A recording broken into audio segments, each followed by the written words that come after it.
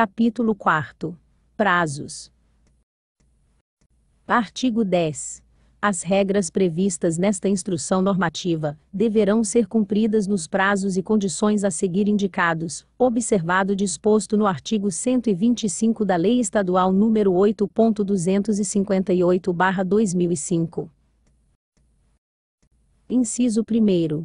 O prazo para o início da exigência prevista no parágrafo 1º do artigo 7º é de 15 dias, contados da data inicial da divulgação da alteração no sistema.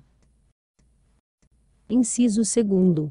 Os prazos para comunicação, de que trata o artigo 8º, são os seguintes. Alínea A. Quando se tratar de licitação, incluída a aplicação do RDC, até o 5º dia imediatamente anterior à data da sessão pública. Alínea B. Quando se tratar de procedimento auxiliar fechado, até o 5º dia imediatamente anterior à apresentação da documentação exigida pelo edital.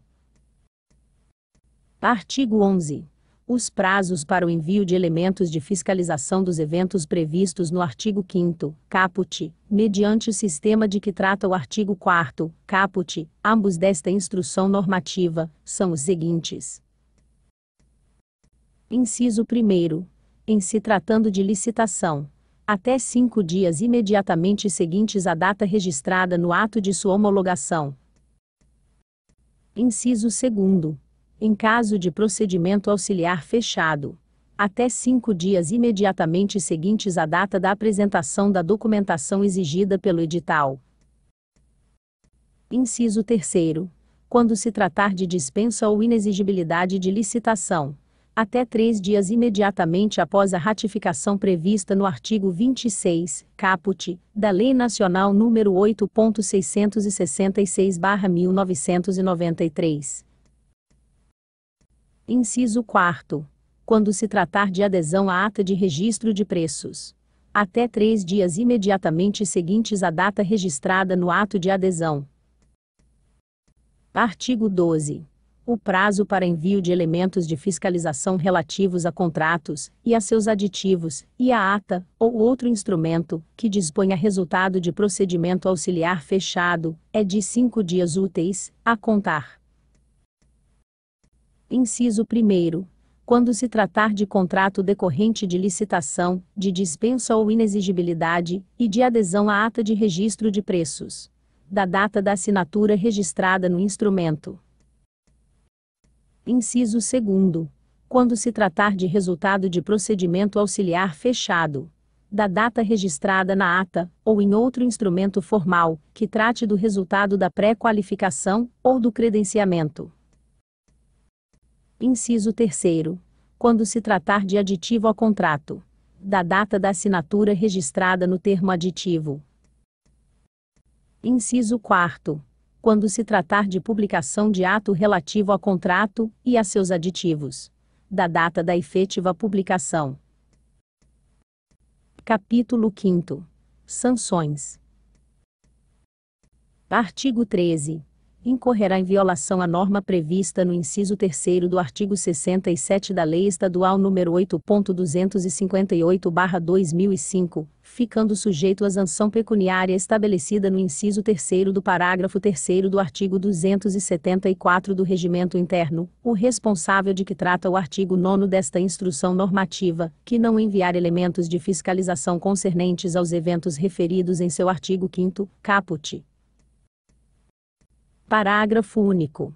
A sanção pecuniária será aplicada com redução de 50% de seu valor em caso de envio de elementos incorretos sem justificativa aceita pelo Tribunal de Contas. Capítulo 6º. Processo de acompanhamento. Artigo 14.